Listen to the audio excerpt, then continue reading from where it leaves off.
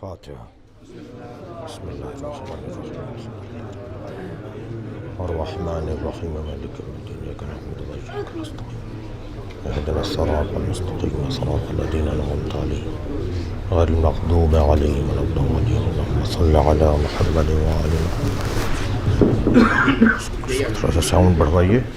بڑھوا دے اس کا ساؤنڈ۔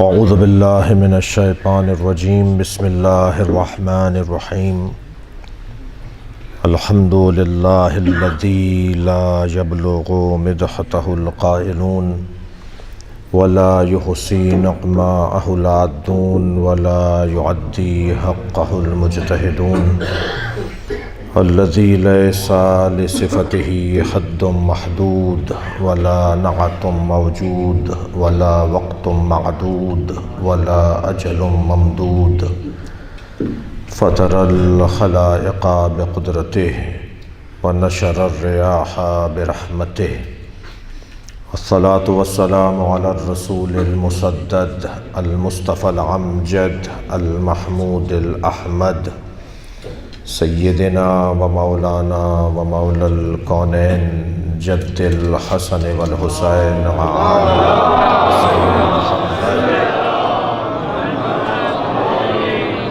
وآلہ الطیبین الطاہرین المعصومین الذین قال اللہ انما یرید اللہ لیذہب عنکم الرجس اہل البیت ویطہرکم تطہیرا۔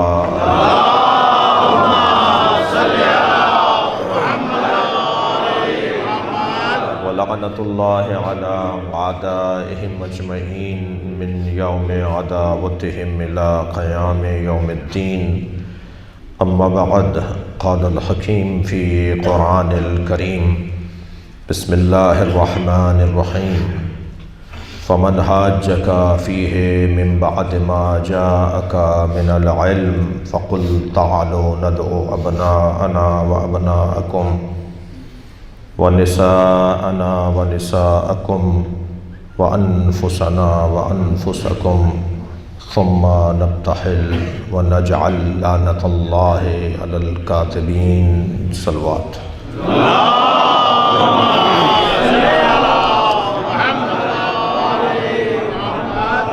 التماس ہے ایک سورہ فاتحہ، 3 مرتبہ سورہ اخلاص۔ مرحوم مغفور سید نثار علی زیدی اور پہلی برسی ہے مرحوم مغفور ڈاکٹر سید اظہار حسین عابدی ابن سید اعجاز حسین عابدی کی، رحم اللہ من قرأ الفاتحہ۔ بسم اللہ الرحمن الرحیم الحمدللہ رب العالمین الرحمن الرحیم مالک یوم الدین ایاک نعبد و ایاک نستعین اهدنا الصراط المستقیم صراط الذین انعمت علیہم غیر المغضوب علیہم ولا الضالین۔ بسم اللہ الرحمن الرحیم قل هو اللہ احد اللہ الصمد لم یلد ولم یولد ولم یکن له کفوا احد۔ بسم اللہ الرحمن الرحیم قل هو اللہ احد اللہ الصمد لم یلد ولم یولد ولم یکن له کفوا احد۔ بسم اللہ الرحمن الرحیم قل هو اللہ احد اللہ الصمد لم یلد ولم یولد ولم یکن له کفوا احد۔ اللہم صل علی محمد وآل محمد۔ صلوات۔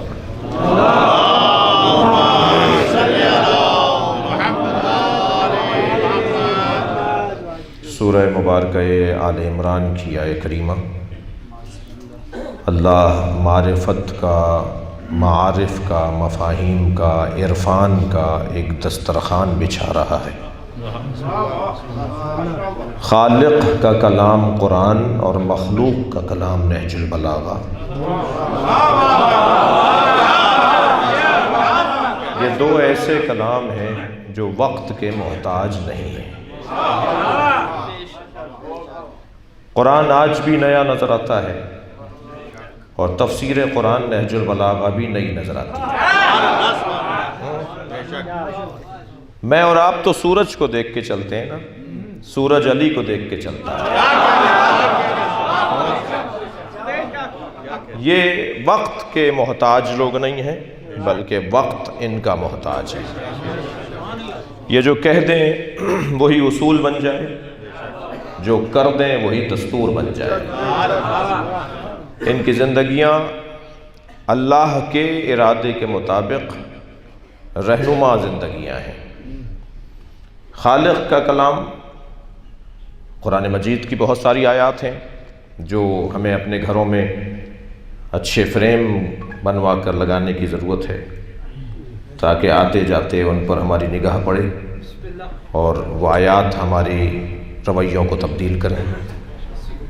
مثلا سورہ تکویر کی آیت فَأَيْنَ تَذْهَبُونَ، کہاں جا رہے ہو؟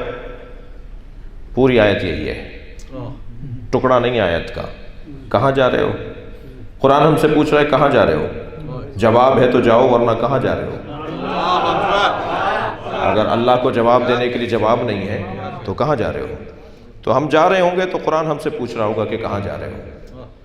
میرے مولا علی کے سینکڑوں پیغامات ہیں کہ جو ہمارے رویوں کو بہتر کرنے کے لیے انتہائی ضروری ہیں۔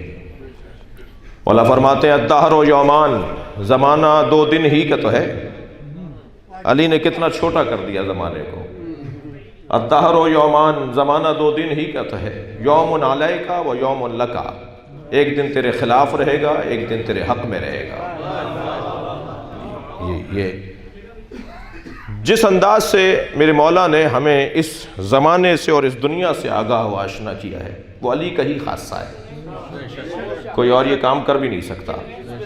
اور اگر کسی نے اگر مولا کی دیکھا دیکھی میں بات بھی کرنا شروع کی نا، ہوتا ہے نا بعض لوگ، اگر کسی نے دیکھا دیکھی میں بات بھی کی تو نبھانا مشکل ہو جائے گا۔ میں زمین کے رستوں سے زیادہ آسمان کے رستے جانتا ہوں۔ کوئی بولے اس لہجے میں، کوئی بات کرے اس لہجے میں، تو جو لب و لہجہ مولا علی کا ہے، جو لب و لہجہ الہی ہے، اس لب و لہجے کا کوئی ثانی نہیں ہے۔ کیا ہونا ہے؟ یہ مائک لگنا ہے، اس کو کہاں رکھ کے لگائیے؟ یہاں۔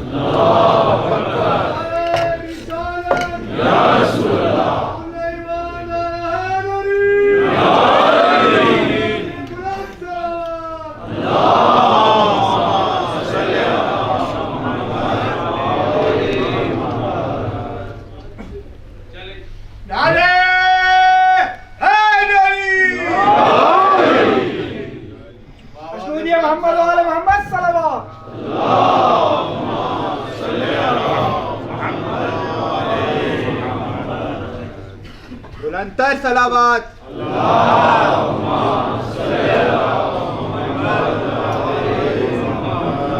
برائے خوشنودی امام زمانہ بلندتر صلوات۔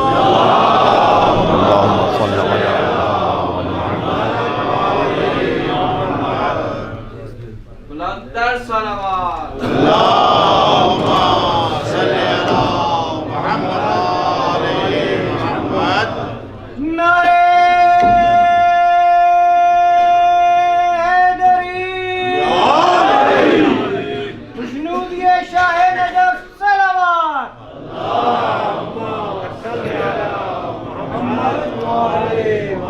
توجہ میرے ساتھ ہے آپ کی؟ اب آپ کو اندازہ ہو رہا ہوگا کہ مجلس کس کیفیت کی ہے۔ بسم اللہ بسم اللہ۔ تو آپ بھی بہت دیر سے عبادت ہیں اور بہت زیادہ عبادت میں آپ کو مصروف رکھنے کا ارادہ بھی نہیں ہے۔ توجہ میری طرف ہے؟ میں عرض کر رہا تھا کہ جس لب و لہجے میں علی بات کرتے ہیں نا، وہ لب و لہجہ علی مولا ہی کا خاصہ ہے، کوئی مولا علی کے لہجے میں بات کر بھی نہیں سکتا۔ اور مولا نے تو ویسے ہی، میرا اور آپ کا ہی عقیدہ نہیں ہے، مولا نے بہت پہلے کہہ دیا خبردار لا یقاسو بآل محمد احد من هذه الامہ، اس امت کے کسی فرد کو بھی آل محمد کے برابر میں نہ بٹھانا۔ مولا نے بہت روشن انداز سے، اور دلیل بھی علی نے دی ہے، احترام سب کا رہے، مقام سب کا مختلف ہے، اور لیکن علی کے برابر کوئی، اہل بیت کے برابر کوئی نہیں بیٹھ سکتا۔ اور دلیل مولا علی نے کیا دی؟ مولا فرماتے ہیں کیفا یسوا من جرت نعمتہم، وہ اہل بیت کے برابر کیسے ہو سکتے ہیں جو اہل بیت کے ٹکڑے کھاتے ہوں؟ لہٰذا یہ طے ہے، یہ بات عقیدے کی نہیں ہے، یہ بات عقیدہ بنتا بھی دلیل سے ہے بھائی، یہ بات دلیل کی ہے، یہ بات معقول ہے، یہ بات مشروع ہے، یہ بات ممکن ہے، یہ اس گھرانے کے ساتھ کسی کا کوئی مقایسہ نہیں ہے، کوئی ہے ہی نہیں ان کے علاوہ۔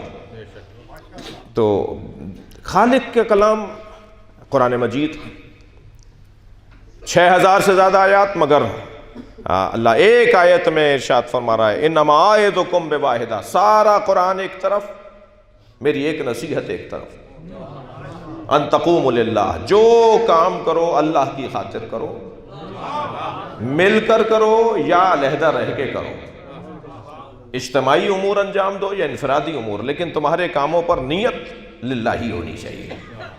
یہ خلاصہ ہے میری اور آپ کی زندگیوں کا۔ ان آیات میں سے ایک آیت میں آپ کے سامنے تلاوت کر رہا ہوں، مگر اس آیت کے ترجمے سے پہلے میرا دل کہہ رہا ہے کہ تھوڑی سی تمہید میرے ساتھ آپ ہمراہی کریں گے۔ عزیزان گرامی، اس دروازے کے علاوہ کسی اور دروازے پر بیٹھنا عقلاً جائز نہیں ہے۔ ہاں، عقلاً جائز نہیں ہے۔ عقل کا تقاضا یہ ہے کہ اس دروازے پر بیٹھو جو دروازہ قابلیت کا حامل ہے۔ بھائی اگر تھکے ہوئے نہیں ہے تو ایک جملہ کہہ دیتا ہوں، ہر جگہ ایک ہی آواز ہے کہ میرٹ پہ تقرریاں ہونی چاہیے، میرٹ پہ داخلے ہونے چاہیے، میرٹ پہ تبادلے ہونے چاہیے، میرٹ پہ پارٹی ٹکٹس ملنے چاہیے۔ ہم بھی تو 1400 سال سے مجلس اسی لیے کر رہے ہیں کہ نبی کے بعد میرٹ پہ ماننا چاہیے۔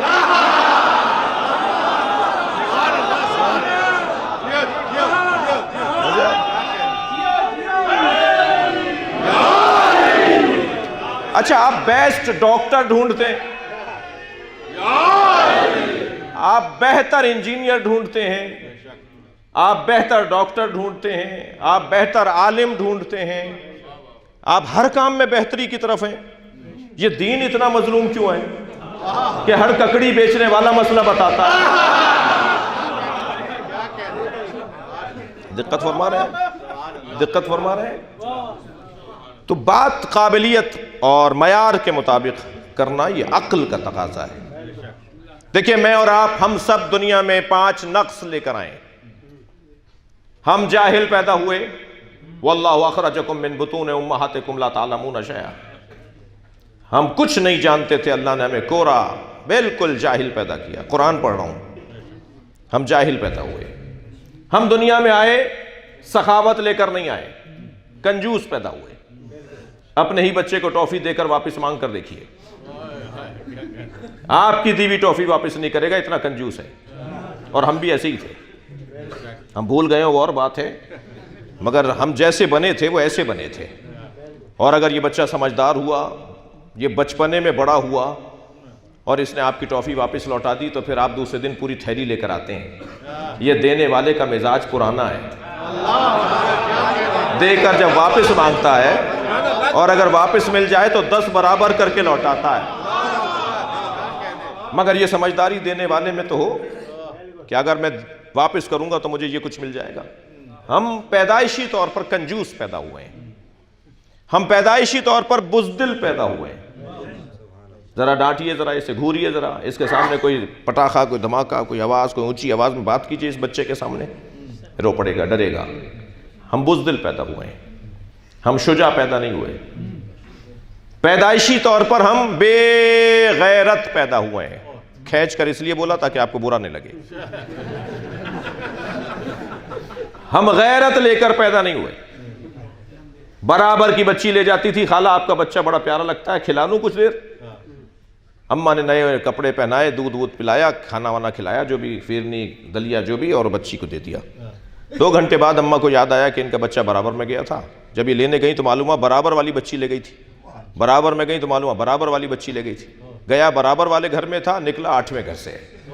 جو چاہے گود میں اٹھا لے، جو چاہے پیار کر لے، جو چاہے منہ میں ٹافی دے دے، تو یہ غیرت مند کہاں ہے؟ پیدائشی طور پہ یہ حال ہے ہمارا. اچھا اگر جملہ یہی عرض کر دوں کہ اگر کسی اور کی گود میں پلنا بے غیرتی ہے تو فرد اگر کسی اور کی گود میں پلے تو بے غیرت, اور پورا ملک کسی اور کی گود میں پلے تو. صلوات پڑھیں محمد و آل محمد پر.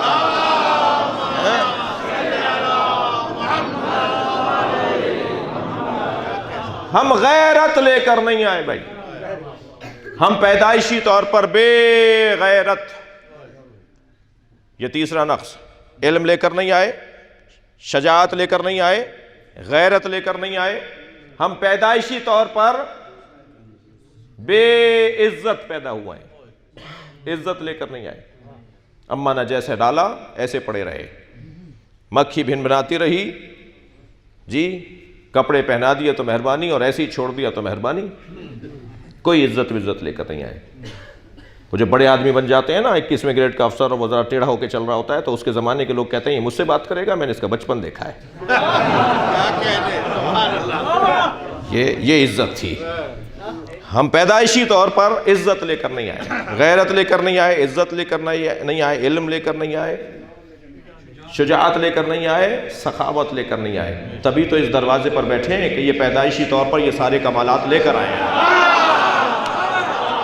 صلوات پڑھ لیں ذرا محمد و آل محمد.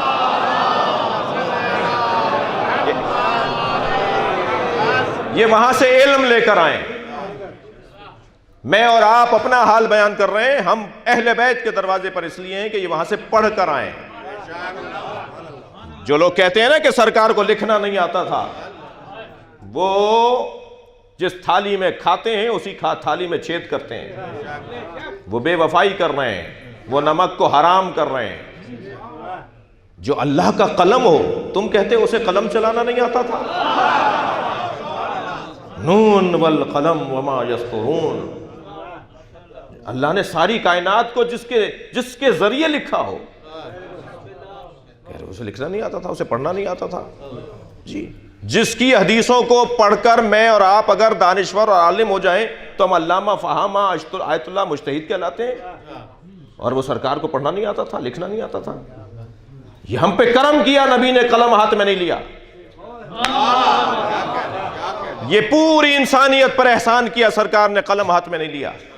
سرکار قلم ہاتھ میں اس لیے نہیں لیتے تھے کہ معاذ اللہ لکھنا نہیں آتا تھا. دقت چاہوں گا, ایک بہت بڑا نام ہے ہمارے بزرگوں میں, ہمارے علماء میں, حضرت آیت اللہ محمد حسین طباطبائی صاحب تفسیر المیزان. بڑی مضبوط تفسیر ہے ان کی, اور یہ واحد تفسیر ہے شیعوں میں کہ جو قرآن کی آیت کی تفسیر قرآن کی آیت سے ہے, جس کا پھر کوئی جواب نہیں ہوتا, کوئی مقابلہ نہیں ہوتا ایسی تفسیروں کا. وہ ہر کچھ مدت کے بعد اپنے بیٹے سے کہتے تھے, بیٹا یہ کچھ کاغذ ہیں, انہیں جا کے کنویں میں پھینکاؤ, اور وہ کنویں میں پھینکاتے تھے. ان کے فرزند کہتے ہیں میں نے 10 دفعہ وہ کاغذ کنویں میں پھینکے. ایک دن ایسے ہی ان کاغذوں کو پھینکنے جا رہا تھا کہ رستے میں مجھے خیال آیا کہ اس کو ذرا دیکھوں تو صحیح اس میں کیا ہے. جب انہیں سیدھا کر کے کھول کے دیکھا تو اس میں بہترین نظم تھی, بہترین منقبتیں تھیں, بہترین مثال کے طور پہ غزلیں تھیں, فارسی زبان کی ادبیات کا شاہکار کلام, ہر مصرع بولتا ہوا, ہر نظم بولتی ہوئی, مرصع کلام, مکمل کلام, پختہ کلام. کہنے لگے کہ میں وہ واپس لے آیا. میں نے کہا بھائی آپ نے مجھے کلام دیا تھا کہ میں اسے کنویں میں پھینک دوں, تو یہ تو بہت اچھے کلام ہیں, بڑی اچھی نظمیں ہیں. کہنے لگے تمہیں نہیں پتا, وہ پہلے بھی تو تم نے یہی کام کیا, وہ جو ساری نظمیں پہلے بھی تو پھینک کر آئے ہو. کہا بھائی یہ کیوں کر رہے ہیں آپ, یہ کیا ہے, یہ کیا ماجرا ہے, کیا مسئلہ ہے. کہا دیکھو اللہ نے مجھے شعر کہنے کی صلاحیت دی ہے, جب میرے بہت سارے کلام جمع ہو جاتے ہیں تو میں تم سے کہتا ہوں انہیں کنویں میں پھینکاؤ. تو میں نے کہا بھائی آپ کیوں پھینکوا رہے ہیں, یہ بعد میں جمع ہوں گے, ہمارے کام آئیں گے. کہنے لگے نہیں, میں تفسیر قرآن لکھ رہا ہوں, میں نہیں چاہتا کہ کلام الہی کے ساتھ میرا کلام بھی آئے. میں اپنی نفی کروں گا تاکہ اللہ کا کلام عزت پائے. عزیزان گرامی, نبی نے قلم کبھی ہاتھ میں یوں نہیں لیا کہ اگر ایک دفعہ بھی کسی نے لکھتے ہوئے دیکھ لیا ہوتا نا تو کہتے یہ قرآن انہوں نے لکھا ہے. ہم قلم کو ہی ہاتھ نہیں لگائیں گے, اللہ کا کلام اللہ ہی کا رہے. صلوات پڑھیں گے محمد و آل محمد.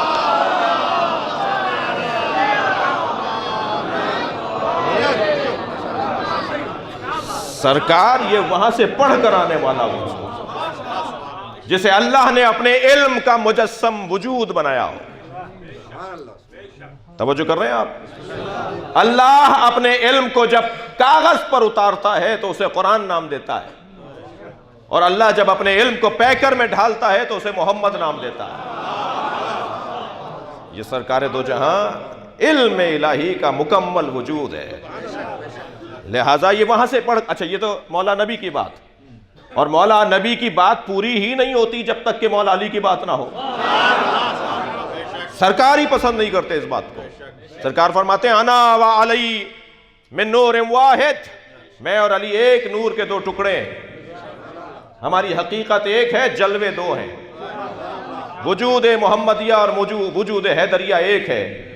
میں اور علی ایک نور کے دو ٹکڑے ہیں. جو ٹکڑوں میں تبدیل ہو جائے وہ اللہ نہیں ہوتا.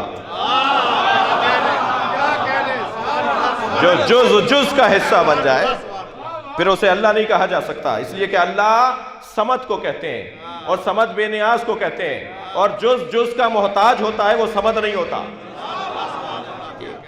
یہاں مولا علی وہاں سے پڑھ کر آئے. جب ہر پیغام مولا کی زبان سے ایسا جاری ہوتا تھا کہ لوگ ششدر رہ جاتے تھے، مولا مستقبل کی باتیں فرماتے تھے، آئندہ کی باتیں بتاتے تھے. جا رہے ہیں جنگ نہروان پر. جنگ بھی بہت ہی منفرد جنگ ہے، ایک ہی جنگ ہے تاریخ بشریت کے اندر جسے جنگ نہروان کہتے ہیں. وہ کام بھی علی نے کر کے دکھایا ہے. تو ایک شخص دوڑتا ہوا ہے، علی نہ جائیے، یہ جنگ آپ کے لیے ناکام رہے گی، آپ اس جنگ میں کامیاب نہیں لوٹیں گے. حضرت نے فرمایا تم جانتے ہو کہ میں کامیاب نہیں رہوں گا؟ کہنے لگا ہاں آپ کا ستارہ گردش میں ہے. دیکھا آپ نے، کچھ لوگ اپنی حدوں کو نہیں جانتے اور ائمہ کا حساب بھی لگا رہے ہوتے ہیں. خبردار میرے بچے اور جوان، یہ جو طوطوں سے فال نکالنے والے بیٹھے ہیں نا، یہ جو جگہ جگہ بورڈ لگائے بیٹھے ہیں، یہ فال نکالنے والے اور تقدیریں بتانے والے، جن کے پاس علم ہو، جن کے پاس عزاخانہ ہو، وہ اپنی تقدیریں کہیں اور کھلوائیں گے. جو اہل بیت کے چاہنے والے ہیں وہ فال وال نہیں نکلواتے، لکیروں پر نہیں چلتے. جی ہم تو اگر اس دروازے پر آ جائیں تو ہمارے ہاتھ کی لکیر بدل جاتی ہے. ہمارا تعلق اگر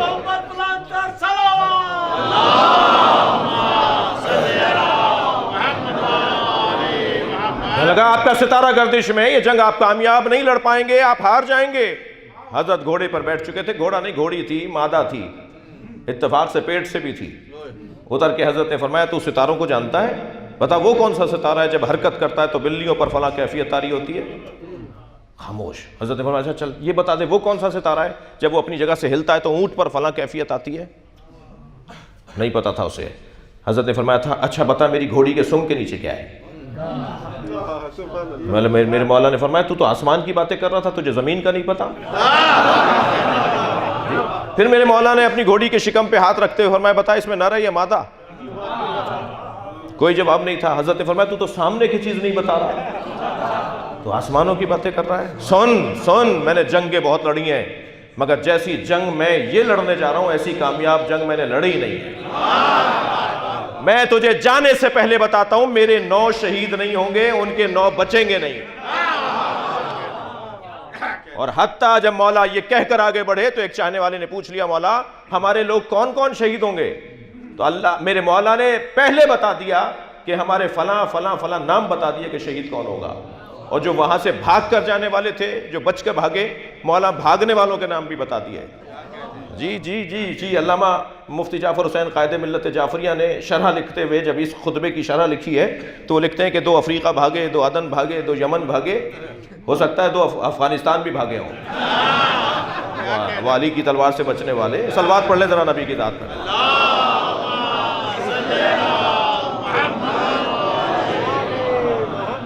توجہ ہے آپ حضرات کی؟ عزیزان گرامی، اب یہاں یہ علم لے کر آنے والا گھرانہ، یہ وہاں سے غیرت لے کر آنے والا گھرانہ، وہاں سے عزت لے کر آنے والا گھرانہ، وہاں سے سخاوت لے کر آنے والا گھرانہ، جی یہ وہاں سے شجاعت لے کر آیا ہے، جو ماں کی گود میں حیدر کہلائے، جو گہوارے کے اندر کلہ اجدر کو چیر دیتا ہو. شجاعت اس کی کس درجے پر ہوگی؟ یہ سب وہاں سے باکمال ہستیاں بھیجی گئی ہیں، تبھی ہم اس دروازے پر بیٹھیں تاکہ ہمارے اندر نقص برطرف ہو اور ہمارے اندر کمالات اور فضائل آنا شروع ہو جائیں۔ ہم اس دروازے پر آنا چاہتے ہیں، جو نہیں آئے ہیں انہیں دعوت دینا چاہتے ہیں، جو آ گئے ہیں انہیں تسلی دینا چاہتے ہیں۔ یہی اس ممبر کی ذمہ داریاں ہیں۔ ہم ڈھونڈنے نکلے کہ ہمیں کس کے پیچھے چلنا چاہیے، تو ہم نے قرآن کی آیت پڑھنا شروع کی، آیات قرآنی پڑھنا شروع کی، تو ایک آیت ہم نے زیارت کی، اس آیت کی آیت ہمیں نظر آئی، ارشاد ہوا یا ایھا الذین آمنوا اتقوا اللہ حق تقاتہ ولا تموتن الا وانتم مسلمون واعتصموا بحبل اللہ جمیعا ولا تفرقوا۔ اے صاحبان ایمان، تقوی پروردگار اختیار کرو اور اللہ کی رسی کو مضبوطی کے ساتھ تھامے رکھو۔ تو رسی ہے کوئی جسے تھامیں گے تو ہم اللہ تک پہنچیں گے، کوئی رسی ہے، اللہ نے رسی بتائی ہے، کوئی رسی ہے۔ ہم سرکار کی خدمت میں گئے، یا رسول اللہ، اللہ کی رسی کیا ہے؟ تو حضرت نے ایک جواب دیا۔ مولا علی سے پوچھا، یا علی اللہ کی رسی کیا ہے؟ تو علی نے ایک اور جواب دیا۔ یہ جوابوں کا مختلف ہونا اختلاف نہیں ہے، وسعت علمی ہے۔ مولا علی سے پوچھا، یا علی اللہ کی رسی کیا ہے؟ فرمایا قرآن۔ مولا نبی سے پوچھا، یا رسول اللہ اللہ کی رسی کیا ہے؟ فرمایا علی۔ رسی کم سے کم 2 ڈوروں کے بٹنے کو کہا جاتا ہے۔ آپ علی اور قرآن کو ملائیں گے تو اللہ کی رسی بنے گی۔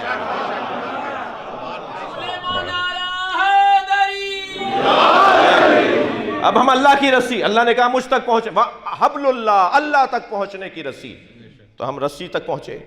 یا اللہ اور واضح کہے، اور واضح کہہ دے کہ تجھ تک پہنچنے کا ذریعہ رستہ کیا ہے؟ ارشاد ہوا یا ایھا الذین آمنوا اتقوا اللہ وابتغوا الیہ الوسیلہ۔ اے صاحبان ایمان، تقوی پروردگار اختیار کرو اور اللہ تک پہنچنے کے لیے وسیلہ تلاش کرو۔ یہ بات روشن ہو گئی کہ وجعلوا نہیں ہے، بنانا نہیں ہے، وابتغوا ہے، تلاش کرنا ہے۔ ایک چیز پہلے سے موجود ہے، ڈھونڈنا ہمارا کام ہے، بنانا ہمارا کام نہیں ہے۔ اچھا، وسیلہ کون ہو سکتا ہے؟ جو 2 طرفوں سے جڑا ہوا ہو۔ وہ وسیلہ ہی نہیں ہو سکتا جو ایک طرف سے جڑا ہوا ہو۔ وسیلہ تو وہ ہے جو یہاں سے بھی جڑا ہو اور وہاں سے بھی جڑا ہو تاکہ ہم وہاں تک جا سکیں یا وہاں والے یہاں تک آ سکیں۔ ایک طرف سے تعلق کو وسیلہ نہیں کہا جاتا، 2 طرفوں سے تعلق کو وسیلہ کہا جاتا ہے۔ تو اب ہمیں ایسا بندہ، ایسا وجود، ایسا گھرانہ ڈھونڈنا ہے جس کا تعلق یہاں سے بھی ہو اور وہاں سے بھی ہو، اور یہاں سے تعلق کو بشریت کہا جائے اور وہاں سے تعلق کو نورانیت کہا جائے۔ وہ یہاں والے مسائل وہاں لے جانے کے قابل ہوں اور وہاں کے احکامات یہاں لانے کی صلاحیت رکھتے ہیں، تب تو وہ وسیلہ کہلائیں گے، اور ہمیں وسیلہ تلاش کرنے کا حکم ہے۔ یا اللہ اور واضح کہہ دے۔ ہم نے پھر قرآن پڑھنا شروع کیا تو ہمیں ایک آیت نظر آئی، یا ایھا الذین آمنوا اتقوا اللہ وکونوا مع الصادقین۔ اے صاحبان ایمان، تقوی پروردگار اختیار کرو اور سچوں کے ساتھ ہو جاؤ۔ تو اب ہمیں ڈھونڈنا ہے کہ سچے کون ہیں، اس لیے کہ اللہ نے کہا ہے کہ متقی ہونے کے بعد سچوں کے ساتھ ہو جاؤ۔ سچا ہے کون؟ سچا تو وہی کہلائے گا نا جو مباہلے میں جھوٹوں پہ لعنت کرنے گیا۔ صلوات پڑھ لیں محمد و آل محمد۔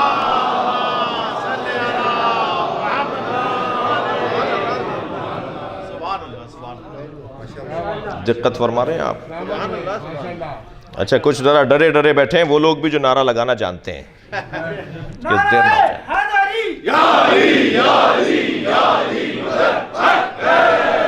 کہ کہیں کوئی بزرگ ڈانٹ نہ دے۔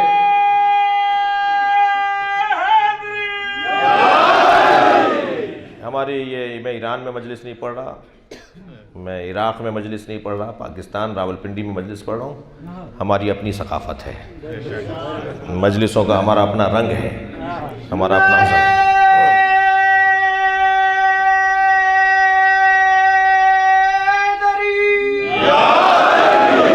سچوں کے ساتھ ہونے کا اللہ حکم دے رہا ہے۔ اے صاحبان ایمان، سچوں کے ساتھ ہو جاؤ۔ اب عزیزان گرامی، سچے بھی ایسے کہ جو جھوٹوں پہ لعنت کر سکیں، ورنہ سچے تو بہت تھے۔ ابو ذر سے زیادہ سچا تو زمین آسمان نے نہیں دیکھا تھا۔ سچا تو ابو ذر بہت بڑا سچا تھا رضی اللہ تعالی عنہ، مگر جھوٹوں پہ لعنت کرنے کے لیے تو وہی نکلے کہ جن کی زندگیوں میں ایک بال برابر بھی کذب کا گزر نہ رہا۔ اور دیکھیں اہتمام کتنا ہو رہا ہے، انتظام کتنا ہو رہا ہے۔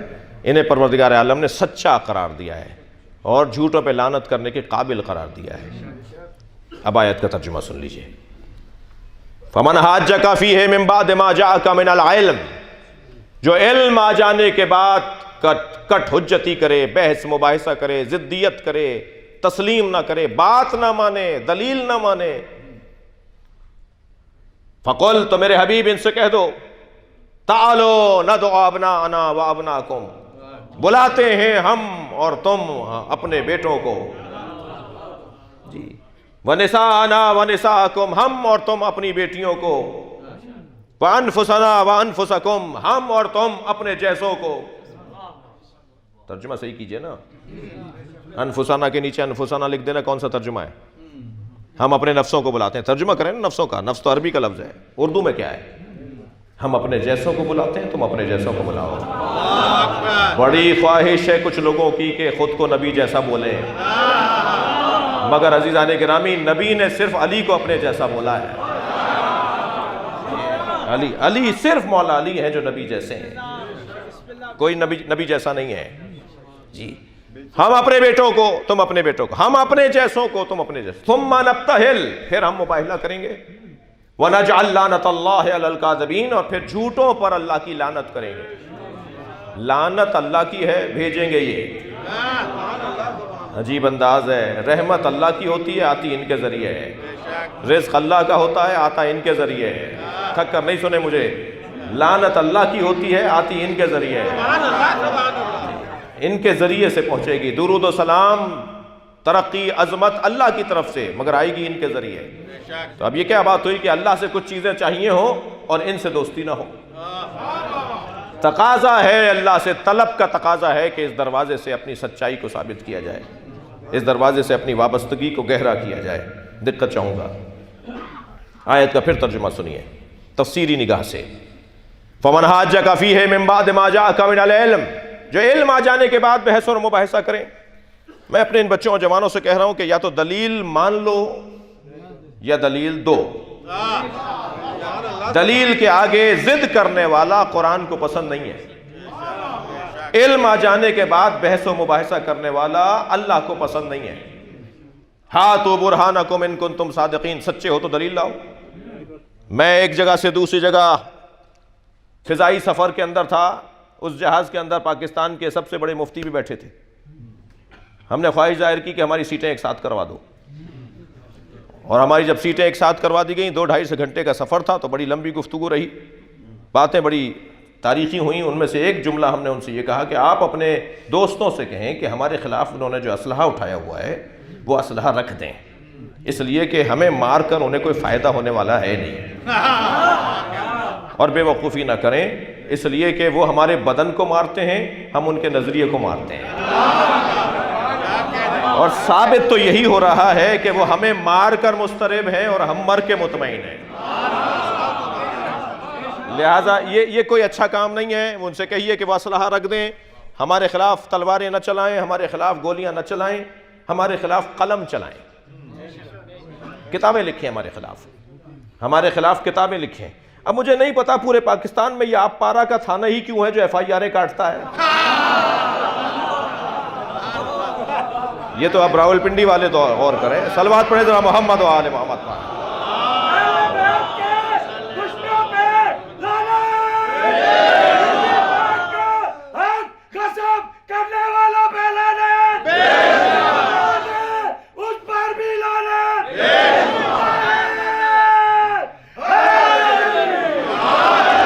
ماشاءاللہ، خوب سامع ہو تو ایسے ہوں بھائی، ابھی میں نے بات شروع نہیں کی کہ یہ آخر تک پہنچ گئے۔ میں نے تو کہا ہے کہ ان سے کہو کہ FIR کاٹ دیں، مہربانی کریں ہمارے اوپر۔ ابھی تو درخواست دی ہے، FIR نہیں کاٹی ہے۔ دلیل لے کر آؤ، بات کرو بھائی۔ ہم اتحاد، میں نے آج صبح ظہر کی نماز، آج دن میں ظہر کی نماز کراچی ایئرپورٹ پر اہل سنت تعلیم کے پیچھے پڑھی ہے۔ ایئرپورٹ پہ جماعت ہو رہی تھی، میں علیحدہ کیوں پڑھوں؟ جب میں مکے میں پیچھے پڑھتا ہوں، میں مدینے میں پیچھے پڑھتا ہوں، جی میں یہاں کیوں اس کے پیچھے نہیں پڑھوں؟ میں پڑھوں گا، ہمارے تمام فقہا کی اجازت ہے۔ آیت اللہ سیستانی زیادہ زیادہ فرماتے ہیں قرأت اپنی کرو، آقا خامنائی تو یہ کہتے ہیں قرأت کی بھی ضرورت نہیں، ان کے پیچھے پڑھو. یا تو میں اس پائے کا عالم ہو جاؤں جو ان کی بات کو نہ مانوں، اس پائے کا عالم نہیں ہو تو مجھے ماننا پڑے گا. بھائی آیت اللہ سیستانی بھی ڈاکٹر کی تقلید کرتے ہیں جب بیمار ہوتے ہیں، تو آیت اللہ خامنائی بھی انجینئر کی تقلید کرتے ہیں جب انہیں کوئی مدرسہ بنوانا ہوتا ہے. تو ہر ایکسپرٹ کی رائے پر عمل کرنے کو ہی تو تقلید کہتے ہیں. تھک رہے ہیں آپ میری باتوں سے؟ تو یہ بات بہت روشن ہے. ہم اپنے مکتب کی بنیادی اصولوں سے ہاتھ اٹھا لیں گے تو شیعہ کہاں رہیں گے؟ وہ علیحدہ بات ہے جو میں نے بات کی، وہ ایک علیحدہ بات ہے، ایک فقہی مسئلہ ہے، ایک سماجی مسئلہ ہے. لیکن تشیع کی جو بنیادی پیغامات، شیعت کی بنیاد جناب زہرا نے ڈالی ہے. بی بی تشیع کی بانی ہے. بھائی میں تو اشارے میں بات کروں گا، میرا مجمع سماعت میں بہت ذہین ہے، تاریخی شہر ہے جس میں مجلس پڑھ رہا ہوں. میں صرف اشارے میں بات کروں گا، آپ پہنچیں گے، آپ خود جیسے ابھی پہنچ گئے تھے. توجہ چاہوں گا. مولا حسین کے قاتلوں سے نفرت کرنے والا کسی بھی کیمپ میں رہ سکتا ہے.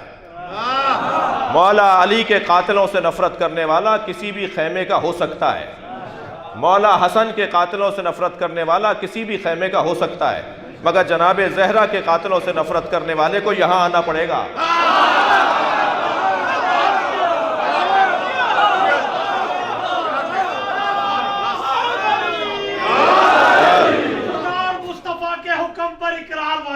ماشاءاللہ. اور مصطفیٰ کے حکم پر اقرار واجب ہو، نبی زادی کے ہر دشمن کا بھی انکار واجب ہو. کسی فتوی یا ترمیم سے ہم ڈرتے نہیں. شوکت شریعت بس وہی ہے جس میں علی کا پیار واجب ہو. بے بہا نعرہ توجہ کر لیا آپ نے. ہاں دلیل لے کر آؤ. میں نے ان سے کہا جی ہمارے خلاف کتاب لکھیں، ہمارے خلاف قلم چلائیں. تو مفتی صاحب فرمانے لگے بڑے جگر کی بات ہے، بڑے حوصلے کی بات ہے، بڑے ہمت کی بات آپ نے کی ہے کہ آپ اپنے دشمنوں مخالفوں کو اپنے خلاف بول رہے ہیں کہ ہمارے خلاف کتابیں لکھو. میں نے کہا مفتی صاحب سوال کا ہونا عیب نہیں ہے، جواب کا نہ ہونا عیب ہے. آپ فوراً بٹھائیے، آپ کتاب لکھیے. اور الحمدللہ اس وقت جو پریشانی ایک طبقے کو لاحق ہے وہ یہی پریشانی لاحق ہے جی. 100 سونار کی 1 لوہار کی. آپ 50 کتابیں لکھیں گے، ہم ایک ہی کتاب کے اندر بی بی کا دروازہ بتا دیں گے آپ. تو دلیل سے بات ہونی چاہیے. اور کٹ حجتی کرنے والے کو اللہ پسند نہیں کرتا. بحث و مباحثہ وہ کرے. میں سنی علماء کے احترام کا بھی قائل ہوں. آپ کو اختلاف مجھ سے ہو سکتا ہے، اس وقت مجلس میں پڑھ رہا ہوں، جب آپ پڑھیں تو جواب دے دیجئے گا.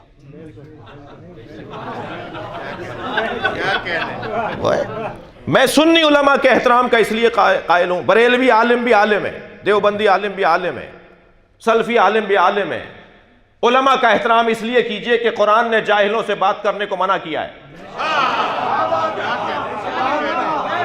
اگر عالم معاشرے میں نہیں ہوگا تو بات کس سے ہوگی جی. ہر عالم کا احترام کیجئے اس لیے کہ اس سے بات ہونی ہے جی. علم کٹ حجتی، بحث مباحثہ، تکرار، ضدیت یہ اللہ کو پسند نہیں ہے. بات مانو، بات سنو، بات سمجھو، دلیل لے کر آؤ، رد کرو. اور ہر شخص کو کبھی بھی ڈاکٹر کے نسخے پر بیمار اعتراض کرتا ہے تو ڈاکٹر اس کی سنتا نہیں ہے. ڈاکٹر کہتا ہے کسی اور ڈاکٹر کے پاس چلے جائیے. تمہیں اگر ڈاکٹر سے اختلاف ہے تو جا کر میکینک سے علاج نہیں کرواؤ گے. اگر ڈاکٹر سے اختلاف ہے تو جا کر انجینئر سے نسخہ نہیں لکھوائیں گے. جائیں گے پھر بھی ڈاکٹر کے پاس. اس کو نہیں مان رہے، مانیں گے دوسرا بھی ڈاکٹر ہی ہوگا. تو ہر فیلڈ کا ایک ایکسپرٹ ہوتا ہے. ایکسپرٹ کے خلاف بات کرنا یہ معقول نہیں ہے جی. ایکسپرٹ کی رائے پر عمل کرنے کا پہلا نظریہ حضرت ابو طالب نے دیا. خانہ کعبہ گر چکا تھا، شدید طوفانی بارش خانہ کعبہ کی عمارت منہدم کر چکی تھی. سارے 24 قبیلوں کے سردار جمع ہیں کہ کیا کریں. جب چراغ محفل حضرت ابو طالب کے سامنے آیا حضرت ابو طالب نے فرمایا ہم میں سے کوئی ماہر معمار نہیں ہے جو ہم رائے دینے بیٹھے ہیں، فلاں قبیلے میں ایک ماہر معمار ہے، اسے بلاؤ، جو وہ کہہ دے وہی ہمیں ماننا ہے۔ بلایا گیا اسے، اس نے عمارت کو دیکھ کر کہا جی اس کو نئی سرے سے بنانا پڑے گا، یہ پرانی بنیادوں پر عمارت نہیں اٹھائی جائے گی، اس کو دوبارہ سے بنایا جائے گا، نئی عمارت بنے گی، نئی بنیادیں ڈلیں گی۔ سب نے مانا۔ حضرت ابو طالب نے فرمایا اس کی بات کو ماننا ہے، جو یہ کہے گا ہم مانیں گے۔ کہا اتنا مجھے مال چاہیے، اتنی اینٹیں، اتنی فلاں، اتنا مسالہ، اتنا جو اس نے چیزیں مانگی، مجھے اتنا سامان چاہیے تاکہ میں کعبے کی تعمیر کر سکوں۔ جب سارا مال آ گیا اور وہ مزدور مستری اور وہ معمار کام کرنے کے لیے آگے بڑھا تو پہاڑوں میں سے ایک اژدہا نکل کر آیا جو وسط کعبے میں آ کے بیٹھ گیا، اور اس کا وجود لوگوں کو ڈرا رہا تھا۔ سارے مزدور بھاگنے لگے، دور ہٹنے لگے، پھر پہنچے حضرت ابو طالب کے دروازے پر۔ ابو طالب تم نے کہا تھا کعبہ تعمیر ہونے جا رہا تھا، ایک اور منظر نظر آ رہا ہے۔ پہنچے حضرت ابو طالب، بیٹھے ہوئے اژدہے کو دیکھا۔ جی ایک مرتبہ اژدہے کو دیکھنے کے بعد حضرت ابو طالب نے گردن موڑ کے دیکھا اس مال کی طرف جو اس کو تعمیر کرنے کے لیے جمع کیا گیا تھا۔ ایک نگاہ میں دیکھ کر فرمایا حرام مال سے کعبہ نہیں بنے گا۔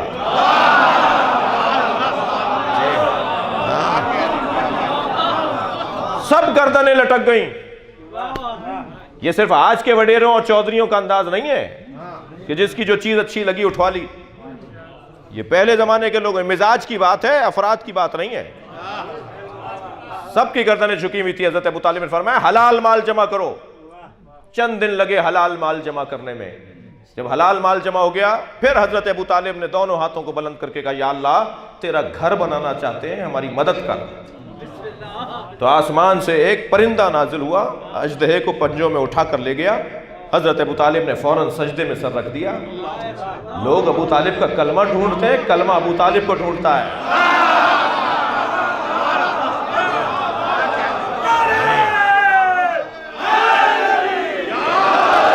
بغیر ابو طالب کے مفہوم کلمہ روشن نہیں ہے۔ مجھے تو ان لوگوں پہ بڑا تعجب ہے جو حضرت ابو طالب پہ ایمان پر بات کر رہے ہوتے ہیں۔ عزیزان گرامی، میں ایمان ابو طالب پر تقریر کرنا توہین ابو طالب سمجھتا ہوں۔ ایمان ابو طالب پر تقریر نہیں ہونی چاہیے، عظمت ابو طالب پر بات ہونی چاہیے۔ جب محشر میں آئیں گے حضرت ابو طالب تو بادشاہوں کی طرح آمد ہوگی اور انبیاء کی صف میں کھڑے کیے جائیں گے۔ یہ مولا علی کا فرمان اتنا سنائیے ان لوگوں کو، اتنا سنائیے جو کلمہ ڈھونڈ رہے ہوتے ہیں، انہیں بتائیے کہ ہم تو ابو طالب کو وصی خدا مانتے ہیں، حجت خدا مانتے ہیں، جی وصی انبیاء مانتے ہیں۔ حضرت ابو طالب کا مقام کوئی معمولی مقام نہیں ہے۔ آمادہ ہے تو ایک جملہ اور کہہ دوں، توجہ ہے؟ بیٹھ جاؤ میرے لال، بیٹھ۔ ایک صلوات اور نبی کی ذات پہ دیا کریں۔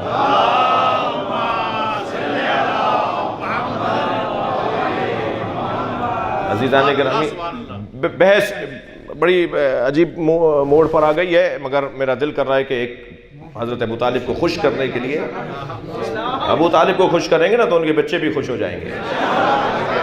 یہ تو طریقہ ہے، سرداروں کو خوش کیے رہے ہیں تو ان کے بچے بھی خوش ہو جاتے ہیں۔ تو حضرت ابو طالب اگر راضی ہو گئے تو مولا علی بھی راضی ہو جائیں گے، اور پھر پوتے بھی راضی ہو جائیں گے، پڑ پوتے بھی راضی ہو جائیں گے، اور 11واں پوتا امام مہدی بھی راضی ہو جائے گا۔ جی ہاں، جی ہاں۔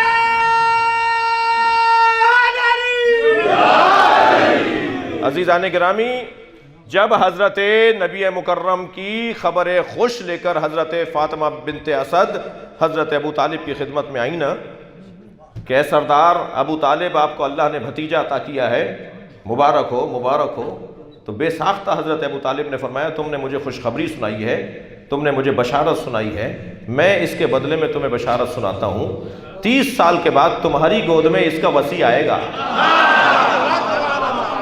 اس درجے کا ایمان، اس درجے کا علم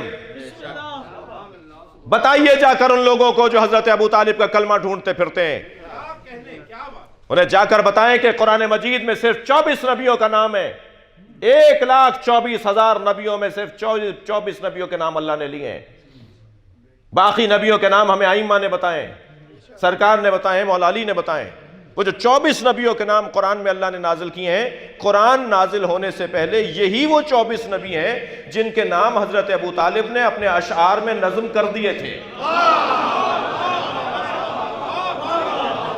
جی صلوات پڑھیں گے محمد و آل محمد.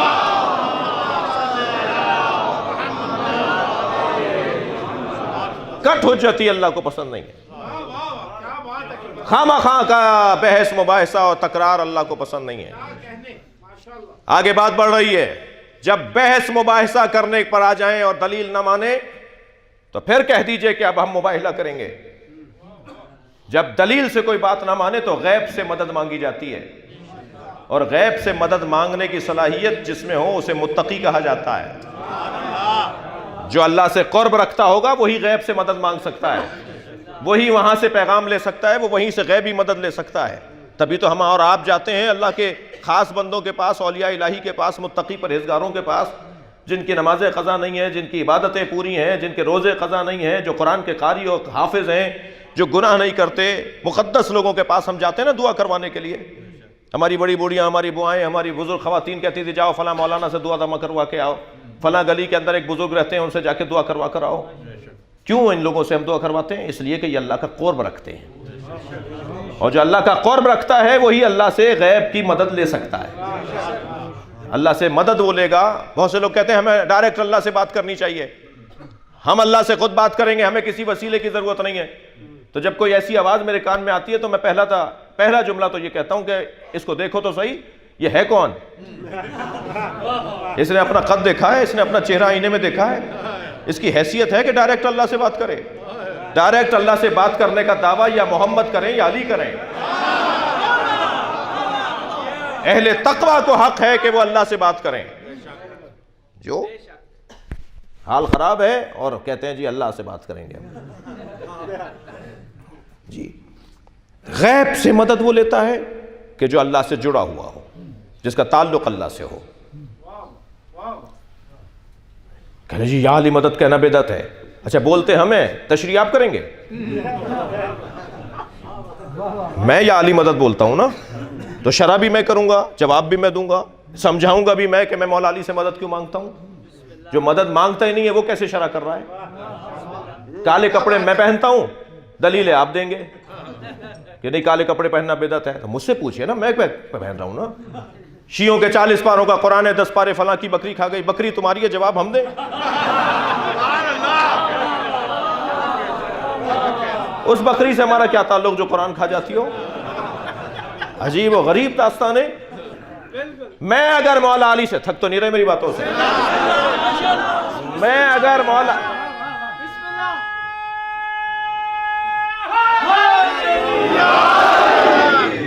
مولا علی سے مدد مانگتا ہوں تو دلیل بھی میں دوں گا. آپ کا یہ حق تو بنتا ہے کہ آپ مجھ سے پوچھیں کہ مولا سے آپ مدد کیوں مانگتے ہیں. جی ابھی پچھلے سال پھر وہی پارا تھانہ یاد آ رہا ہے مجھے. وہ کراچی کے ایک ٹی وی چینل کے اوپر ایک مولانا نے کہا کہ مولا علی تمام انبیاء سے افضل نبی, ہمارے نبی کے بعد, ہمارے نبی کے علاوہ, سرکار خاتم کے علاوہ مولا علی تمام انبیاء سے افضل تھے. تو کہا جی توہین انبیاء ہو گئی ہے اور ان پر توہین انبیاء کا پرچہ کٹے گا. یہاں جمع کروایا آپ کے یہاں, اور ہم نے تو کہا کہ ان کو کہو پرچہ کریں. اور پھر وہاں اس وقت میں ہم نے جو جواب دیا تھا وہ بہت زیادہ پھیلا تھا سوشل میڈیا کے اوپر. میں نے مولانا سے کہا جا کے بولیے کہ صرف فتوے آپ ہی نہیں دیتے, کوئی اور بھی فتویٰ دینا جانتا ہے. یہ کیا بات ہوئی؟ یہ کہنا کہ مولا علی تمام انبیاء سے افضل ہے, اس میں کہاں توہین انبیاء ہے؟ حضرت عیسیٰ مولا علی کے پوتے کے پیچھے نماز پڑھیں گے, اس میں حضرت عیسیٰ کی توہین ہے؟ پہلے تو یہ سمجھاؤ کہ توہین کیسے ہے. جی حضرت عیسیٰ اگر پیچھے نماز پڑھ رہے ہیں تو توہین کہاں ہے؟ افضل ہونا مفضول کی توہین نہیں ہے. پہلے تو میں انہی کی زبان میں بات کروں نا. افضل ہونے سے مفضول کی توہین لازم نہیں آتی. کسی کو افضل کہوں گا تو جو مفضول ہو جائے گا وہ توہین ہے. یہ کیا بات ہوئی؟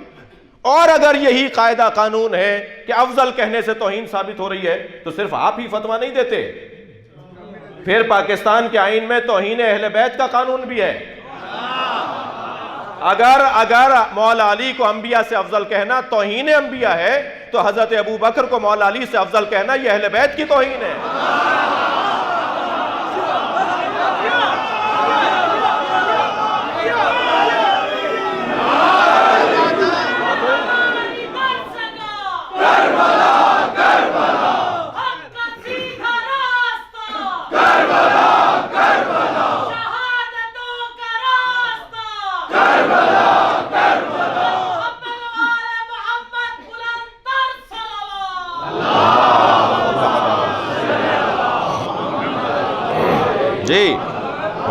بات دلیل سے ہونی چاہیے، یا دلیل دو یا دلیل لو، اور اس کے بعد جب بحث مباحثہ تکرار ضدیت تو پھر غیب سے مدد، اور غیب سے مدد مانگنے کے لیے اللہ کا وہی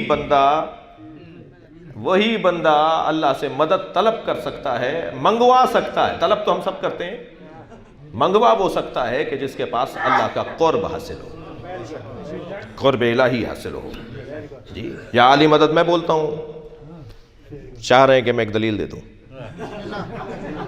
یا علی مدد میں بولتا ہوں، یعنی ہم بولتے ہیں، آپ بولتے ہیں، ہم سب بولتے ہیں، اور جو نہیں بولتے انہیں بلوانا بھی جانتے ہیں۔ میں مکے میں حرم الہی سے اپنے ہوٹل کی طرف جا رہا تھا حضور، تو دو مصری برابر سے گزرے۔ اسی حلیے میں رہتا ہوں، اہل بیت کے مکتب کا نوکر ہوں، آپ سب کا نوکر ہوں، آپ سب کا نوکر ہوں، اور کوئی اتنی موٹی کتاب تیار ہو جائے گی جو سفروں میں ملاقاتوں میں گفتگو ہوئی ہے نا، جو کوئی نہ کوئی برابر میں تو ضرور بیٹھتا ہے، جی کھڑا ہوتا ہے، بیٹھتا ہے، چلتا پھرتا ایئرپورٹس پر، تو وہ کہتے ہیں آپ شیعہ مولوی ہیں، آپ سے سوال کر لوں؟ تو میں پہلا جواب تو یہ دیتا ہوں کہ میں پہن کے اس لیے پھر رہا ہوں کہ آپ سوال کر لیں۔ ہمارے بارے میں خود سے فیصلے کرتے ہیں، ہم سے نہیں پوچھتے، ہم سے پوچھئے نا ہم یہ کیوں کرتے ہیں، وہ کیوں کرتے ہیں۔ اللہ کا کام بھی بڑا نرالا ہے۔ جو نظر و نیاز کو نہیں مانتے نا، وہ مکے سے زمزم لا کے ضرور بانٹتے ہیں۔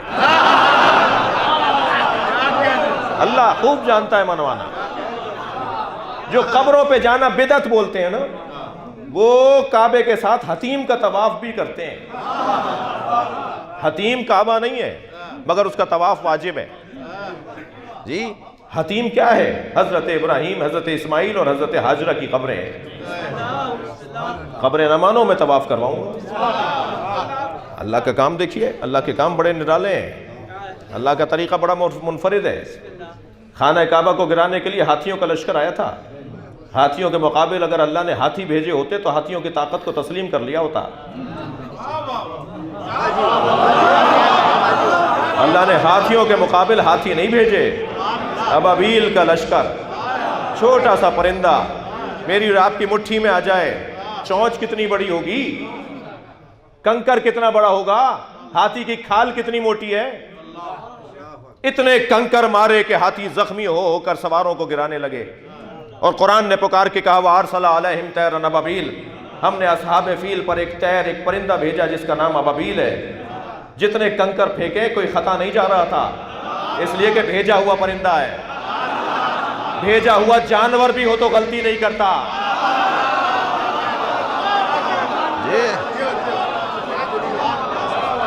دل کھول کے اچھا بول کے اپنی پیدا کرنے والی ماں کو گانا بانر پیش کر کے اچھالا رہے ماشاءاللہ ماشاءاللہ۔ میں جو کام کر رہا ہوں، آپ جو کام، ہم بتائیں گے نا ہم کیا کر رہے ہیں، کیوں کر رہے ہیں، کیوں کر رہے ہیں۔ بھائی بچوں کو کاٹ کے کھلا رہے ہیں، تو کوئی ایک تو راولپنڈی کا بچہ گم ہوتا۔ شیعہ حضرات بچوں کو ذبح کر کے گوشت پکاتے ہیں، تو کوئی ایک بچہ تو گم ہوتا راولپنڈی میں۔ آج تک کوئی ایف آئی آر کٹی کہ محرم آئے 4 بچے گم ہو گئے؟ کیا باتیں کر رہے ہو، پرانی باتیں، گھسی پٹی باتیں، جاہلانہ گفتگو۔ اب دور بدل گیا، ابھی تمہاری باتیں چلنے والی نہیں ہیں۔ اب یہ بات نہیں چلے گی کہ مجلس میں نہ جانا نیاز کھانا بدعت ہے، نہیں، رنگ بدل گیا ہے، مستقبل تشیع کا ہے، کل ہمارا ہے۔ دلیل سے بات کرو تو زندہ رہو گے، دلیل سے بات نہیں کرو گے تو مٹ جاؤ گے۔ 1.5 ملک سے زیادہ نہیں ہے 56 ممالک کے اندر ہم لوگ،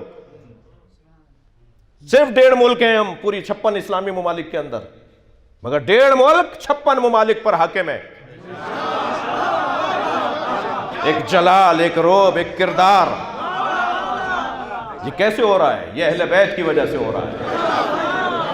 یہ ہم ان سے جڑے ہوئے ہیں کہ جو ہمیں عزت عطا کر رہے ہیں، اور اللہ نے طے کر رکھا ہے کہ عزت بے نام اہل بیت ہے۔ جو بھی ان سے جڑے گا صاحب عزت ہوتا چلا جائے گا۔ دلیل سے بات کرو۔ یہ کیا بات ہوئی کہ نہیں جانا، نہیں سننا، عالم کو دیکھو گے تو نکاح باطل ہو جائے گا؟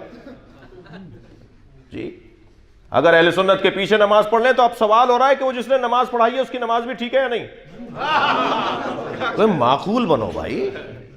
جی لاہور میں ایک منظر بنا نا, ایک اہل سنت کے عالم نے آگے پڑھ کے نماز پڑھائی, پیچھے سنی شیعہ بھی اور سنی بھی کھڑے تھے, تو اب ان پر اعتراض ہو رہا ہے کہ آپ کی نماز باطل ہو گئی کیونکہ شیعہ پیچھے پڑھ رہے تھے. معقول بنو. میں آپ سے کہہ رہا ہوں اپنے بچوں کو, دوستوں کو, اپنے ساتھ, اول تو ہر جوان میرا اپنے ساتھ ایک سنی بھائی کو ضرور لایا کرے. جب تک انہیں اس گھڑے سے پانی نہیں پلاؤ گے ان کا ذائقہ نہیں بدلے گا. اور یہ کوئی کارنامہ نہیں ہے کہ خود نیاز پکائی اور خود کھا لی, انہیں کھلائیے جو نہیں کھاتے. 2 دفعہ لوٹائیں گے نا تو ناراض نہ ہوئیے گا, یہ آپ کا اور اس کا مسئلہ نہیں ہے, اس کا اور حسین کا مسئلہ ہے. یقین جانیے کچھ مدت کے بعد وہاں سے پیغام آئے گا کہ ہم بھی نیاز مناتے ہیں. اتنی سی ٹیبلٹ میرے سر کا درد دور کر دیتی ہے, حسین کی نیاز اثر نہیں کرے گی؟ یہ جو حلق سے لقمہ اترتا ہے اس کا اثر ہے. وسعت قلبی کے ساتھ, سعہ صدر کے ساتھ, عزیزوں جانوں بھائیوں کے ساتھ رہتے ہوئے. آیت اللہ سیستانی فرماتے ہیں سنی ہمارے بھائی نہیں ہیں, سنیوں کو بھائی نہیں کہو, سنی ہماری جان ہے. سنیوں کے ساتھ ہم رہتے ہیں, سنیوں کے ساتھ ہماری دوستیاں ہیں, تعلقات ہیں, اسکول کالج اداروں میں ہم سب ساتھ ساتھ ہیں, محلے گلی کوچوں میں ہم ساتھ ہیں. یہ کہہ کر جان نہیں چھٹے گی کہ وہ چائنا والے سانپ بچھو اور چمگادڑ کا سوپ اور کتے بلی کھا رہے ہیں تو وہ کورونا وائرس کا شکار ہو گئے. کھایا کسی اور نے تھا, بیماری تو آپ کو بھی لگنے کو ہے نا. اب سمجھ میں آیا کہ حسین کو قتل کرنے والا بھی جہنمی ہے, خاموش رہنے والا بھی جہنمی ہے. برائیوں کے خلاف چلیے, صلوات پڑھیں محمد و آل محمد.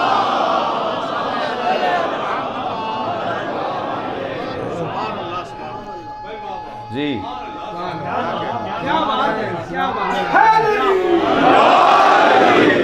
اب وہ تو غیر مسلم ہیں, وہ کتے بلی کھاتے ہیں, تو ہمارا کیا مطلب؟ نہیں, ہمارا مطلب اب بن رہا ہے نا, ہمارا مطلب بن رہا ہے. اور عجیب بات ہے, پیغام آ گیا وہاں پر, وہاں کی عدالت نے فیصلہ سنا دیا جس کو یہ وائرس لگا ہے اسے مار دو. جی مار دو, ہزاروں آدمیوں کو مار رہے ہیں وہ.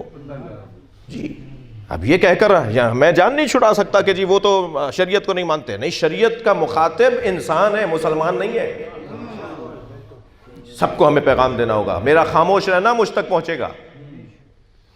جی توجہ کر لیا آپ نے؟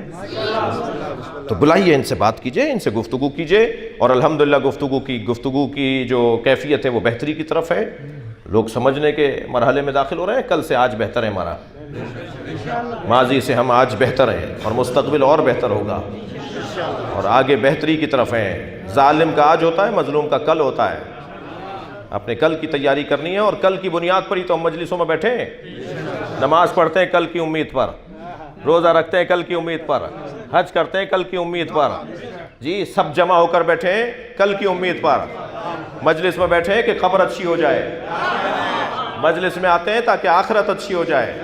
ہم سب کل کی امید پر ہیں, ہم سب کل کو دیکھ رہے ہیں. تو آج ایسا بہتر کر لیں کہ کل اور بہتر ہو جائے, کل یقینی ہو جائے. توجہ کر لی, کٹ حجتی اللہ کو پسند نہیں ہے. اور پھر اب مباہلہ ہوگا کردار کی بنیاد پر. صداقت کردار کو کہا جاتا ہے, سچائی کردار کو کہا جاتا ہے. میں ان بچوں اور جوانوں سے کہوں گا خبردار جھوٹ بولنا چھوڑ دو. وہ اہل بیت کا چاہنے والا ہی نہیں ہے جو جھوٹ بولتا ہو. میرے پاس اتھارٹی نہیں ہے کہ میں اجازتیں دیتا پھروں, لیکن میں بہت دھیمے لہجے میں کہہ رہا ہوں, نماز نہیں پڑھتے آگے بڑھو, روزہ نہیں رکھتے آگے بڑھو. جی حج پہ نہیں گئے, 20 سال سے حج واجب ہے, دیکھتے ہیں, مگر جھوٹ بولنا چھوڑ دو. سرکار کی خدمت میں ایک گنہگار ترین فرد آیا, یا رسول اللہ برائیوں میں گھرا ہوا ہوں, ساری برائیاں ایک ساتھ نہیں چھوڑ سکتا, ایک برائی بتا دیجئے جسے چھوڑ دوں, اس سے زیادہ نہیں کر سکتا. حضرت فرمایا جھوٹ بولنا چھوڑ دو, بس ایک برائی چھوڑ دو, جھوٹ بولنا چھوڑ دو. جی دوسرے دن چوری کر کے نکلا, سرکار نے فرمایا تھا روزانہ آنا میرے پاس. دوسرے دن چوری کر کے نکلا, رستے میں ایک آدمی پہ تھپڑ مارا, چلتے ہوئے ایک آدمی کو تکلیف دی, آگے بڑھا کہا رسول نے پوچھ لیا کہ آج تم نے کیا کیا ہے, اور میں نے کہا کہ میں نے کچھ نہیں کیا, تو جھوٹ بولوں گا؟ نبی نے تو کہا سچ بولو. दूसरे दिन फिर वो गुनाह 3 और कम हो गए, चौथे दिन और कम हो गए। एक हफ्ते में नबी की खिदमत में आके कहा झूठ नहीं छोड़ा, सारी बुराइयां छुट गई। अहले बैत का चाहने वाला झूठ नहीं बोलता जी। जो सच्चों का नारा लगाता हो कि हम सच्चों के दरवाजे पर हैं, वो झूठ बोले। मैं इन बच्चों और जवानों से कह रहा हूं, अगर इस शायद 1-1.5 हज़ार आदमी इस वक्त यहां पर मजलिस में है, शायद ज्यादा हो, अगर 5 बच्चों ने भी इमाम हुसैन से वादा कर लिया कि आज मैं आपकी मजलिस में वादा करके जा रहा हूं, अब झूठ नहीं बोलूंगा, तो कितना खुश होंगी सैयदा। इसलिए कि सबसे ज्यादा तकलीफ बीबी को पहलू शिकस्तगी पे नहीं हुई, पसलियां टूटी बीबी की, मगर बीबी को वो तकलीफ नहीं हुई। बीबी पे जलता हुआ दरवाजा गिराया, मगर सैयदा को वो तकलीफ नहीं हुई जो इस बात पर हुई। सुनेंगे वो कौन सी बात? जब लौटी है ना दरबार से, मौला दौड़ते हुए आगे बढ़े, सहारा देकर फरमाया फातिमा बताओ तुम पे क्या गुजरी है। अजरुकुम अल्लाह, जिन्हें रोना आ रहा है अपनी आवाज़ों को आज़ाद करेंगे। जब आप बुलंद आवाज़ से रोते हैं ना तो अहले बैत दुआ देते हैं। मेरे मौला ने सवाल किया फातिमा बताओ क्या गुजरी? फरमाया अली अफसोस इस बात का नहीं है कि मैं दरबार गई। सुने सुने जो रोने आए, अली अफसोस इस बात का नहीं है कि मैं दरबार गई, अफसोस तो इस बात का है मुझे खड़ा रखा गया। अली मुझे खड़ा रखा गया। फिर फरमाती हैं अली अफसोस इस बात का भी नहीं है कि मैं खड़ी रही, अफसोस इस बात का है कोई मेरे लिए खड़ा नहीं हुआ। जिसके लिए नबी खड़े हो जाते थे वो बीवी फरमा रही है अफसोस इस बात का नहीं है कि मैं मुझे खड़ा रखा गया, अफसोस इस बात का है कोई मेरे लिए खड़ा नहीं हुआ। अब इसके बाद वाला जुमला देखिए बीवी का क्या है। बीवी फरमाती है अफसोस इस बात का भी नहीं है, अफसोस तो इस बात का है मुझे झुटलाया गया। मैं कहती रही माँ अकूलो कौलल गलत, मैं फातिमा गलत नहीं बोलती। अल्लाहु अकबर। अजरुकुम अल्लाह। जो मुबाहिले में झूठों पे लानत करने गई हो, जो 5 सच्चे अल्लाह ने दिखा दिए हो, उन्हें कहा जा रहा है कि दलील लेकर आओ, उन्हें कहा जा रहा है कि तुम गवाहियां लेकर आओ। अजरुकुम अल्लाह, अजरुकुम अल्लाह। आपकी आवाजें बुलंद हैं, मुझे दूसरी मंजिल लेने दीजिए। अज़ादारो अज़ादारो, बीबी को नबी ने फदक लिख कर दिया था। मीरास की बात तो बाद में होगी, ये सरकार ने बीबी को हिबा किया था, बख्शा था, दिया था। और फिर कहने लगे कोई गवाह है? तो जहरा ने फरमाया मेरे हसनैन। कहने लगे माँ के हक में बच्चों की गवाही कबूल नहीं है। एक एक जुमला मेरी बीबी के लिए तकलीफ दे। बीबी ने फरमाया उम्मे ऐमन, फरमाया कनीज की गवाही कबूल नहीं होगी। कहने लगे कनीज की गवाही कबूल नहीं होगी। बीबी ने अपनी चादर से बाबा की तहरीर दे दी, चादर से निकाल के तहरीर दे दी। मेरे बाबा ने मुझे लिख के दिया। तो एक शख्स ने उस तहरीर को पढ़ा तो कातिब को आवाज़ देकर कहा कि फातिमा के पास तहरीर है, फातिमा को लिख के दे दो ये फातिमा का है। तो दूसरा शख्स खड़ा हुआ, उसने बीबी के हाथ से तहरीर छीनी। अभी आपके हाथ में मोबाइल है, आपके हाथ में रुमाल है, मैं आपसे कहूँ मुझे अपना रुमाल दे दीजिए, आप फौरन दे देंगे? और अगर मैं आगे बढ़ के छीनूं, चाहे बच्चा भी हो, उसे तकलीफ होगी कि मौलाना ने मेरे हाथ से चीज छीन ली। जनाबे ज़हरा से तहरीर छीनी गई और यहीं तक बात नहीं रुकी, उसे फाड़ा गया और फाड़ने के बाद टुकड़े टुकड़े करके फेंक दिया गया। मेरी बीबी जमीन पर बैठकर बाबा की तहरीर के टुकड़े उठाने लगी। सिंध का एक शहर है लाड़काना, वहाँ एक खतीब, एक आलिम दीन थे। वो जब ये मसाइब पढ़ते थे ना कि बीबी के हाथ से तहरीर छीन कर फाड़ी गई, तो वो अपनी जेब से कागज़ निकालते थे, टुकड़े टुकड़े करके मिंबर से नीचे फेंक देते थे। रोने वाले लोगों से कहते थे ऐसे ही बैठे रहो, फिर उतर के खुद चले जाते थे। टुकड़ों को बीन कर वापस आके कहते थे बताओ कितनी देर लगी। रोता हुआ मजमा कहता था चंद लम्हे लगे हैं। तो वो कहते थे जिन्हें तुम चंद लम्हे कह रहे हो फातिमा बूढ़ ही हो गई थी। अजरुकम अल्लाह, अजरुकम अल्लाह।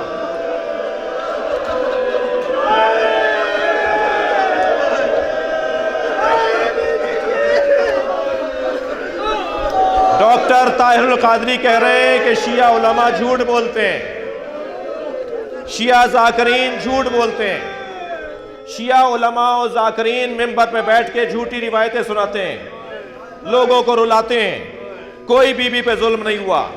हमने 40 सुन्नी आलिमों की किताबें खोल खोल के दिखाई। सोशल मीडिया पर 32 मिनट का क्लिप हमारा मौजूद है, जाके सर्च कर लीजिए, इन बच्चों को नजर आ जाएगा। 40 किताबें खोल खोल के दिखाई। ये आपकी किताबें, हमारी नहीं है। ये आपकी किताबें, हमारी नहीं है। 40 उलमा अहले सुन्नत मोअतबर बुजुर्ग उलमा की किताबें, उसको स्कैन करके छाप भी दिया हमने किताब की शक्ल में। अब तक 20 लोग शिया हो चुके हैं उस किताब की वजह से। वो अपने आलिम के पास लेकर जाते हैं, ये 40 किताबें हमारी हैं या नहीं। वो कहते हैं किसी शिया ने दी हैं, निकल जाओ यहाँ से। वो कहते हैं दलील दीजिए मौलाना, निकालने से मैं यहाँ रहूँगा नहीं। जब आप मुझे निकालेंगे ना अपनी बैठक से, अपने मदरसे से, तो मैं फिर कहीं और जाऊंगा। या तो जवाब दीजिए इन 40 किताबों का। मुझे 1 साल गुजर गया है, इन्हीं अय्याम में पिछले साल हमने वो दलाइल दिए थे, अब तक कोई जवाब नहीं दे पाया। जवाब दो हमें कि तुम्हारी किताबें नहीं है तो किसकी किताबें। 2 रिवायतें सुना दूं उसमें से। ऐसी ऐसी रिवायतें उसमें उलमा अहले सुन्नत ने लिखी हैं कि जो शिया किताबों में भी नहीं है। मैं 2 रिवायतें सुनाऊंगा, मेरे रोंगटे खड़े हो जाएंगे, अल्लाह करे बयान कर जाऊं।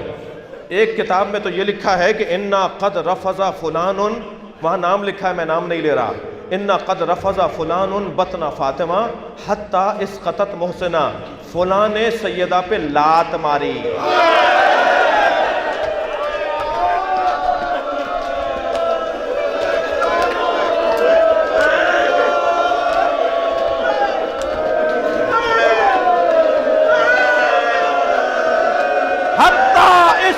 मोहसिना, जिसकी वजह से मोहसिन शहीद हो गया।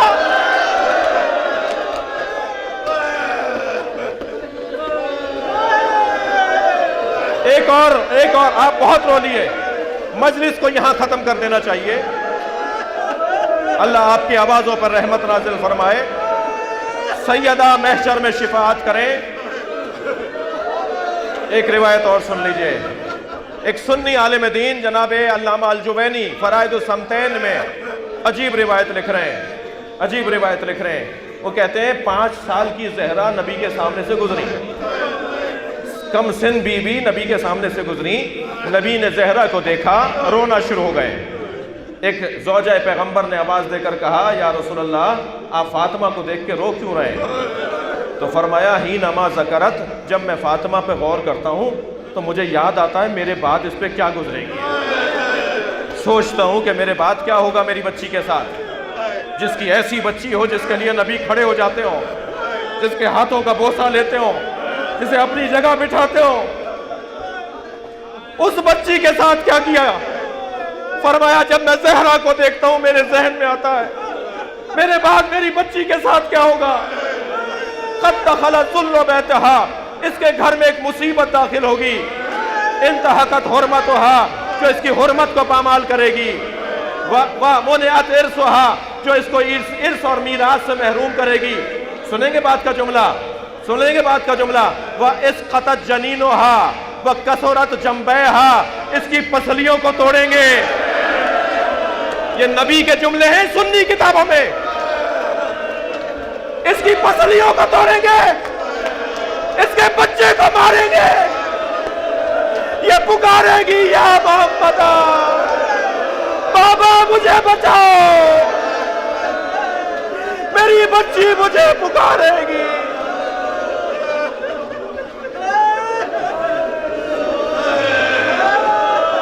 कोई मेरी बच्ची की मदद नहीं करे। अला लअनतुल्लाह अला कौमिज़ ज़ालिमीन। या अल्लाह इन आवाज़ों पर रहमत नाजिल फरमा, रोने वालों की तौफ़ीक़ात में इज़ाफ़ा फरमा, मरहूम मग़फ़ूर के दर्जात को बुलंद फरमा। ہم سب کی عاقبت بخیر فرما، امام زمانہ کے ظہور میں تعجیل فرما، سیدہ کو ہم سے راضی فرما، سیدہ کے بچوں کو ہم سے راضی فرما،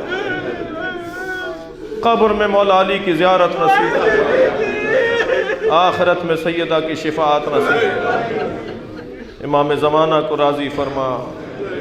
مزید سورہ فاتحہ ڈاکٹر سید اظہار حسین عابدی ابن اعجاز حسین اور ان کے گھر کے تمام مرحومین، حاضرین مجلس کے مرحومین، سید نثار علی زیدی اور متعلقین، رحم اللہ من قرأ الفاتحہ۔